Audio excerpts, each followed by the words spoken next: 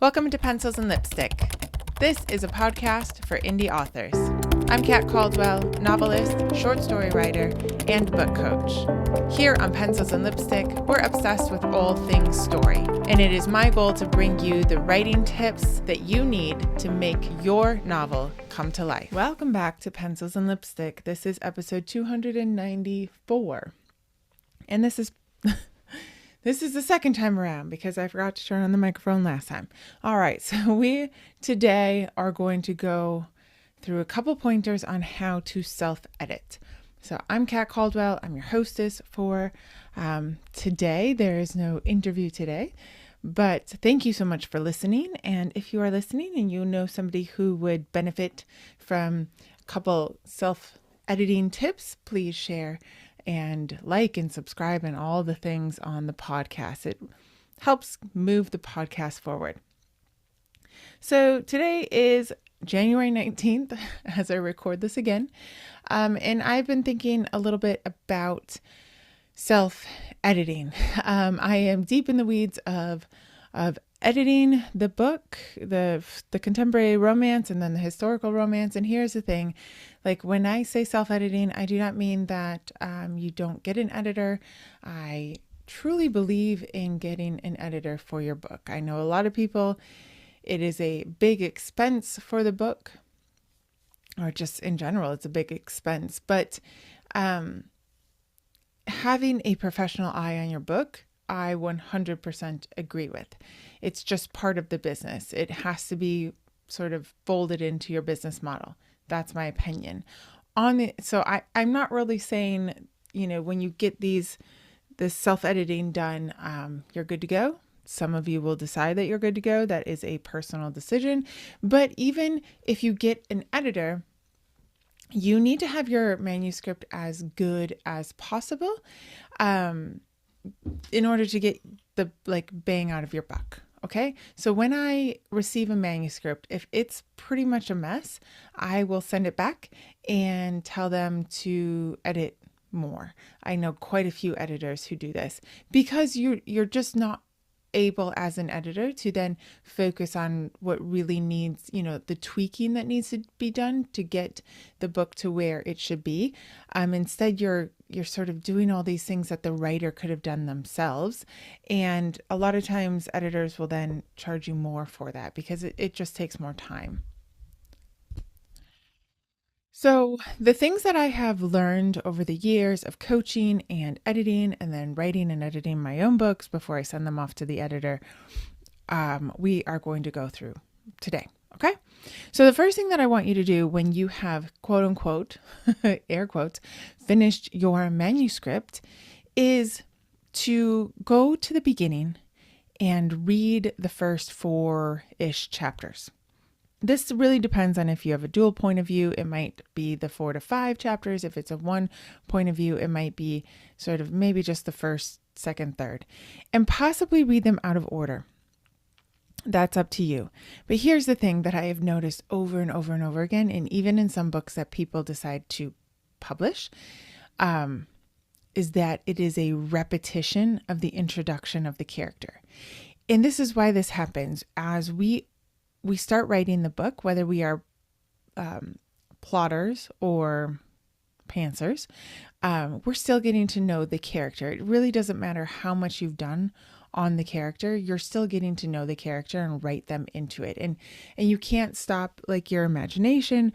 That's where it kicks in and you're sort of introducing them and to not really the reader even at that point. You're introducing them to you. And I have noticed over and over and over again that a lot of times those first few chapters have quite a bit of repetition in them. And a lot of times it's almost exactly the same repetition. So, she works in a coffee shop and her she's like the owner or the manager or whatever. And the coffee smell permeates her clothing, and that's just part of her and whatever. And that can be written really beautifully. And then literally in the next chapter, it'll be like she threw on a sweatshirt that still smelled of coffee, no matter how many times she tried to wash it. It's like, we already know that. And then it would go on, to say more about the coffee, or we introduce, I read one recently where he was ex-military, and it was reintroducing his PTSD in this almost the exact same way twice in the second and in the fourth chapter. This happens a lot. And what you need to do is go back and search for phrases. Like you need to make sure that they are different. And you most likely, when you were writing it, possibly some days or weeks went by, or you went back and edited it and thought, well, the first chapter is fine. And then a few days, you edited maybe the second or the third and didn't realize that you were putting in the same thing. I mean, here's the thing, like we write these books over the course of weeks to months to years, and the reader's reading them in the course of like minutes to hours to days. So clearly they are going to be able to remember a lot more. So please, please, please make sure that your beginning chapters are not reintroducing the characters, are not repeating clever things several times. Just make sure that that's not happening. Okay. The second one is the inciting incident. The inciting incident has to make sense for the plot to keep going and the reader to keep being interested. And if you don't really know what the inciting incident is, that's a problem. You need to know. The inciting incident, well, in general, if you don't know what your inciting incident is, that's a problem. In general, an inciting incident is the moment in which the main character's life is going to change and go down the path of the story. Okay, that's how I like to see it. They don't necessarily know that their life is about to change, but it is. That is kind of where the story starts. So they had their life before the inciting incident, and now they have their life after the inciting incident. Now, one thing you do have to be careful for a lot of genres is too much backstory before the inciting incident happens. Yeah. I recently, last fall, edited one in which I think the inciting incident didn't really happen, I think, for 10 chapters. And it was a fantasy, so I gave it a little lax, okay, where is it? And then I was like, this has to change, or it should change. I mean, really, in the end, you're the writer, so you can decide. But the writer, thought that the inciting incident was when the sister left. I said, no, the inciting incident was when it happens to the main character. So, because the main character's life didn't change when the sister left. The main character's life changed when she traveled. She made the decision to travel. Okay. That's where her life completely started to change. And whether you agree with me or not, that's fine. But just make your backstory, if you're going to choose to do that, your backstory better be really interesting. And one way to combat that, because a lot of people say, well, all that backstory is needed. The reader needs to know that stuff. And that might be true, but does the reader need to know it right in the beginning? Or can the reader know it later on? And in fact, there are times that I'm reading a book, or I'm editing a book, and I'm reading all this backstory, and then it's referenced again later on in the book. And I always think, almost always, this is where that backstory could have come, and it could have been taken out of the beginning. And if you want it in the beginning, definitely take it out at the end. But honestly, flashbacks or memories, or, the main character connecting the dots in something later on in the book, that's much more compelling to learn more about the backstory than to learn all of it up front. Okay. Number 3, when you are self-editing your book, or when your manuscript is done and you're rereading it, as some people do, If you guys didn't listen last week to my conversation with Anthony, you should totally go listen to it. Because that at some point I admit that when I was first writing my first book, I really thought that editing was just rereading the book. And I didn't know any of this. So I hope that this stuff helps you guys. So number 3, you need to know the goals and motivations of your characters. All of them. Everybody that is a main character and will be a main character in the end. You need to know what their ghost or their third rail is. And you might not have known that in the beginning, and that's okay. But by the end of, putting the end on that manuscript, you should now know it. And so what you need to do is go back into the beginning and make sure that you are writing it from the point of view of that character's goal, motivation, and third rail. Okay?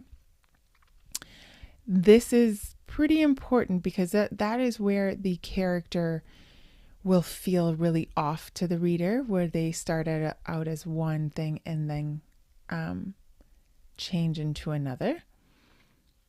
That is probably one of the harder things to do in the editing process, when you realize, oh, my character doesn't start out properly, so now I have to go back and change it. That's a lot of work, but it's so necessary. It is so necessary. One trick that you can do is at the beginning, analyze your character at the end of the book, how they are, what decisions they've made, and go back and make sure that they're pretty much the opposite in the beginning. So if they have come to realize something and grown and matured, maybe they're like very young, make sure that they're quite naive in the beginning. This goes along with a little bit of if you say that your character is, breaks the rules all the time, and they never actually break the rules in the book, that's a problem. So you need to go back and make sure, maybe highlight where you talk about the main character to the reader or to somebody else, and highlight the little mentions of how their personality is and whatever, and then make sure that that matches up with their actions throughout the book. Again, all the character development is a lot more work than any sort of grammar or sentence tweaking. This is really, really important to get right. If you are going to have a series, I highly recommend that you really understand the characters and what their goal and motivation will be throughout each book. I know that's a hard ask, and it's not an ask that I necessarily have followed, although I write standalones. Mine are not as interconnected. But even still, like I'm writing Stepping Across the Thames, which was Claire's story for the historical romance, and I have to keep going back to the first book and see like what I set her up as and make sure that she's continuing to behave the same way. Now 5 years have passed, so she can be a little bit different, but she can't be too different, right? So I am kind of in a corner there. I have to keep her how she is. And so you can end up writing yourself into a corner if you don't really think that through. Writing, remember, is as much thinking as it is typing on the keyboard. For number 4, I'm going to go into plot a little bit. So when you set up the plot, when people say like don't jam your character into the plot, I'm sure you've heard this, or like don't try to like force the plot on the character. Your plot needs to make sense. So somebody wrote to me and was telling me their whole plot. It was a very, very long email, and I hope that I answered it adequately. So I'm going to sort of talk it through right now. It was like she needed them to be forced into marriage, but not the marriage to be consummated because of some law that the kingdom had, that once it's consummated, then they're actually queen maybe, or maybe then the kid, well, that would work out. So somehow this law would go into effect.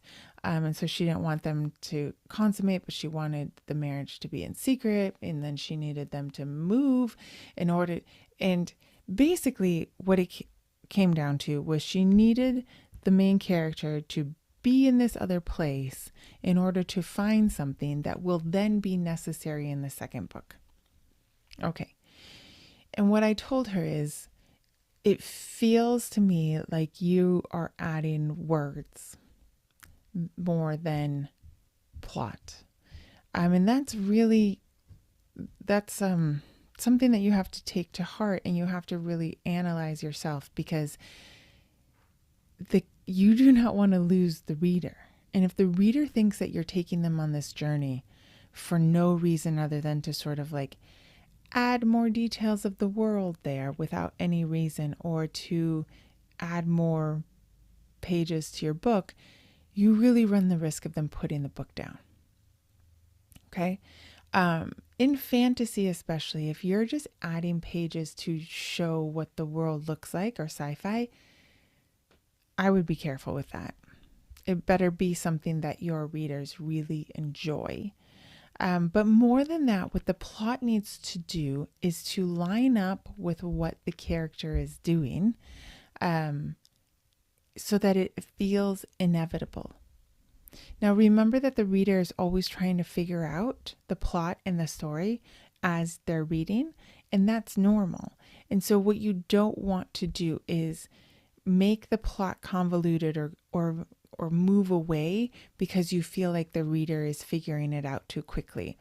You're probably going to get some poor reviews that way, because what the reader is then going to feel is that you are trying to treat them like kindergartners when they're not. And if they feel like that at all, they're probably not going to keep reading the book. They might finish that book, but they might not go on to the second book. Your plot has to line up with the goals and the motivations and the decisions of the main characters to the point where it feels inevitable. Like if they make a decision to travel somewhere, it has to make sense. And it has to feel inevitable. Like that was for sure going to happen. But in this one, it was travel there and 24 hours later, travel back. And it didn't feel inevitable. What it felt like is that she was making them travel to have the main character find something. And I asked her, like, why can't she just find it where she is? And she couldn't answer that question, which means she probably could have found it where she is, So again, it takes some thinking, but you have to sort of, it does help to write out or like a outline after the fact. Even if you have finished the book, really go through, read each chapter and write out the plot points of that chapter and see if it's lining up with your character's decisions and it feels inevitable. And if you're not sure, that is where you get somebody to read it and you ask them, does the plot feel inevitable? Well, another writer wrote to me and asked about a book that she had written, and the beta readers had said that it felt like things came too easy to the main character. And she said, she had forced him to make these decisions. He chose the poor girl instead of the rich girl because it was morally correct, or it was like within his moral compass more. And she thought, that's a hard decision to make. But then in the end, somebody, I don't know how, I don't remember anymore, ends up loaning him the money that he needed or something to build his business. And like eventually, there was a happily ever after ending. Things sort of worked out for them. But the reader said, well, I feel like it just happened too easily. And that goes right back into, does it feel inevitable? Have you set up these plot points beforehand, that the reader feels like they're on the right trail, and that when they look back, they go, oh yeah, okay, that makes sense then. And if that's not true, if people are just making these decisions out of the goodness of their heart. That can happen in real life, but that's not really what story is. Okay. So we have to be careful. And this is something I had to be careful with, is like, I want my stories to be very realistic to real life. And it is possible that every once in a while, somebody will come and be like, I'll loan you the money. Whatever. I don't know what it was. Just out of the goodness of their heart, or because they love you or whatever. But that doesn't really usually line up with story. Usually we need it to line up with the decisions that they've made. Maybe the guy could have bet on something. If it was like historical fiction, I would say like he bet on a whaling ship that news got back that the ship had sank. And so he thinks that all of his money is lost, and news after he makes the correct decision, the ship comes back and everyone is surprised and they make all this money because they used to get whales for like the oil or something. I don't know. I was reading something about it. That just came off the top of my head. But again, it goes into, does this feel inevitable? And it is difficult if the readers overwhelmingly say it feels too easy. You might have a lot of rewriting to do, unfortunately. If from what I knew read about this book, if I had been her coach, I would have said, make him choose wrong and then have the story be about that. But that's a big rewrite, right? Like that is changing the story. This happened to me with Bended Loyalty. I literally had to throw 40,000 words away and restart, and it was worth it. But it's not fun in the moment, for sure. It's definitely not fun in the moment. So that is something else that you want to look out for. I would also say for anybody, number 4, for anyone writing a series, be very careful with cliffhangers. Okay? Cliffhangers are not necessarily ratcheted tension. What you should do for each book is have the majority of the plot points tied up at the end, and then possibly introduce a new side character, which introduces a bit of a cliffhanger. Remember, if you're my age, when we would watch shows and May would come and it would be the last show of the season and it would always end on a cliffhanger, right? And we were always like, oh, I really want to watch what happens next. We were so invested in the show, and we had already, like the show writers had already earned our trust enough that more likely than not, we would be there for the September, first show of the season. They earned our trust by tying up most plot points every single episode. So something would happen and, let's say Friends, like when Monica and Chandler are dating and they don't want anyone to know about it, but people are starting to find out, and they wrap up the plot points somehow, right? I think at one point Rachel and Joey know about it, right? And then we sort of they realize that they each know. And it doesn't mean that every single plot point was wrapped up, that we still wanted to know what came next, in the next episode. But the main points of that moment, of that episode, were wrapped up. And I really believe that you should do that for the book, for each book. Otherwise, you really run the risk of people not picking up your second book, or third, or fourth, or whatever. Cliffhangers are very challenging, and dicey territory. I don't suggest anybody do it. And if you are creating more questions at the end of the book in order to sort of create this cliffhanger, to sort of create this desire for the reader to go on, the reader having more questions does not necessarily mean that they have more interest. It does not necessarily mean that you have developed more intrigue in the story. So this is a hard one. You are going to have to go back and think, is this intriguing or is this annoying? Right. So a book I read a while ago, everything started happening about the last third of the story, which is normal, but there were more questions. Every conversation, they were like trying to hide something from her, and she was just like, oh, I can't believe everyone's trying to hide things from me, instead of kind of demanding and figuring it out and trying to and being mad about it, really, honestly. And there were all these questions like, who is that? And why is that person being introduced now? And wait a minute, I thought that this was going to be happening, and now it's clearly not happening because my Kindle says that it's at 95%. So we're almost done with the book. The questions at the end were more that I had. It felt more annoying than it felt like intrigue. This takes some skill in writing intrigue enough for them to go on to the next book.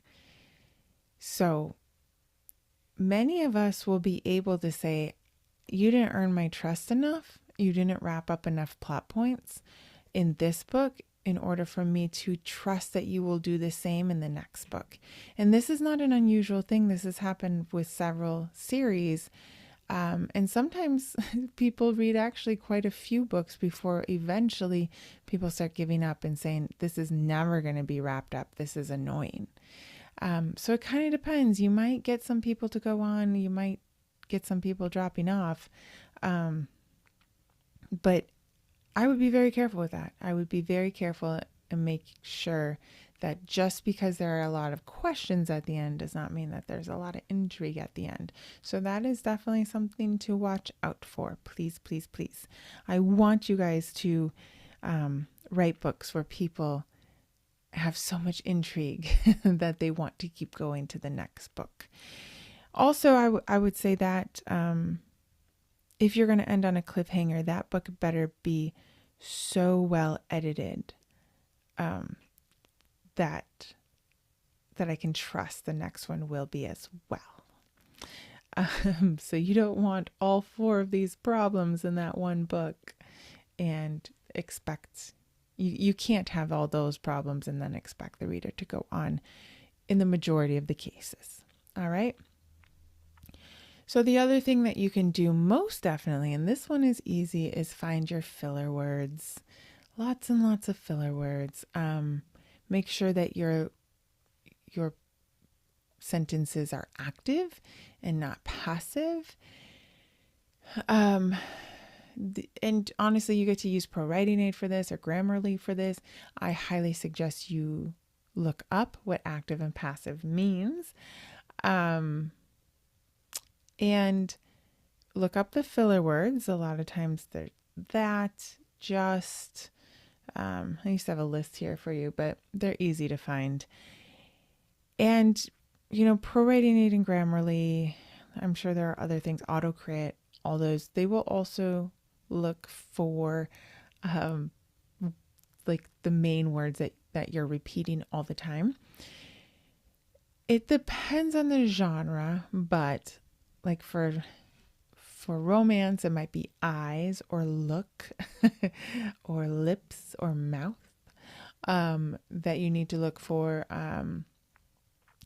For mystery, it might be questions or literally question or looking as well or searching, things like that. So you get to use those programs to go find those repetitive words. You don't want the editor that you're paying to have to mark those up for you. I also highly suggest that you review dialogue, tags, and how they work, commas as well. Most editors will get annoyed with that being done improperly and send it back to you, or they will charge you more. Understand as well that dialogue tags differ in different countries. So in England, You might just have like almost like an apostrophe looking for the dialogue tag, whereas we have the quotation marks. In France and in Spain, you just sort of have like a M dash. Just follow your country's rules, and then wherever you want to sell it, I would ask your editor or see if you can have 2 different manuscripts for that. Americans get real annoyed when they don't see the quotation mark. I think we all think that everyone's American and has the same rules. So anyway, I know quite a few writers who have 2 different manuscripts, one for Europe and one for America. So there's that as well. These are things that, you definitely, the biggest ones that you're going to have to, that will take the most amount of time, most likely, is the character development and the plot points. I would also, I want to repeat, keeping with the main character, with all the characters' personalities and how you set them up. If you need to set them up differently, do that. Maybe they progress into being more boisterous and they were timid at first. Just change it. It's okay. Go find it in the beginning and change them up. However you have them at the end is usually how you want them to be. And so you're just going to have to go back and change that. I also highly recommend that you understand that you're, not just the inciting incident, but the climax, the midpoint, the plot points, the twists. So you need to understand where those are going and what function they have. I'll put some links in the show notes below, but C.S. Lakin, Lakin, she has some great kind of mini courses on those, on exactly the kind of the scene points that you need. I will also put a link in the show notes below for my masterclass on finding the story for the character that haunts you. And it really goes into figuring out, a lot of times the character comes to us how they're supposed to be at the end. And we have so much trouble creating a story for them because we don't realize that they cannot be the person at the end, at the beginning. They need to be kind of the opposite. So figuring out if the character that you're seeing is kind of already fully developed and already the hero of his own story, then you need to make them kind of the opposite in the beginning. And this helps you keep from making the character to what we call perfect. We are not talking about a perfect person who always chooses correctly, that's not what people are really talking about when they say that. What they're talking about is that the character never changes that much, that they're already at that hero point from the beginning. And it makes it really difficult to write a story like about that character, because the point of story is that character is changing and they are finding a new way to live their life, and we are experiencing that alongside with them. And if that's not happening, then there isn't much of a story. So I'll link that below. I know that these are only 5 points. I'm sure other people have many points, because we can always keep editing. I do want to recommend that at some point you do have to hand this off to somebody else. I still want to repeat myself that finding an editor to work with is going to be the best idea before you publish. And I do know that it's expensive. I do know that. But you want your book to be the best that it could possibly be, and the best story that it could possibly be, because that is what's going to guarantee that people are going to want to read the next one. And it's going to guarantee that people don't put it down. Okay? So I don't want that for you. I want everyone to keep reading your story. I want them to finish it. And I want them to be ravenous for the next one. If you absolutely cannot afford an editor, find another writer who understands story and be each other's beta readers. But you're going to have to ask them some hard questions about your story, and you're still going to need to be able to take the criticism, however it comes, remember that when people are helping you improve your story, they are not making a judgment on you. It is not personal, even though it feels personal. They are trying to help you make this story as good as it possibly can be. Okay, maybe we need to talk about that someday too. But I hope that you can take these 5 points and apply them to what you are editing now. If you have any questions, of course, you can find me on Instagram at author_Kat Caldwell and on TikTok at Kat Caldwell Author. The links are in the show notes below. If you're on my newsletter, and of course you should be, you can always reply to any email that I send. I will be sending these 5 points this week in newsletter form so that you can see them written. So definitely get on my writer's newsletter if you want that in your inbox. Otherwise, share this with your writing friends, and I will see you next time. I promise it will be on time because I will actually have the microphone on. See you next week.